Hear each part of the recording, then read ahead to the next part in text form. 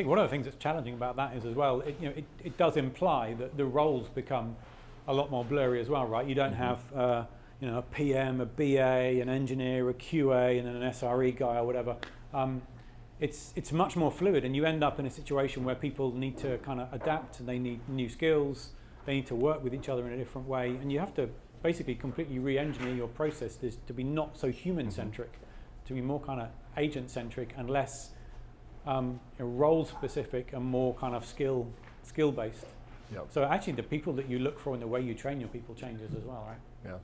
Yeah, I just had I wouldn't say a non-technical, but a not very technical PM push 20 pull requests through our system. Using Driver as part of that, and the context tool. So those roles are getting very blurry, and not all of them made it through, but a good chunk of them made it through. So, but yeah, I see a lot more time, like with my teams, they're spending more time planning and more time reviewing, and a lot less time actually doing the implementation there.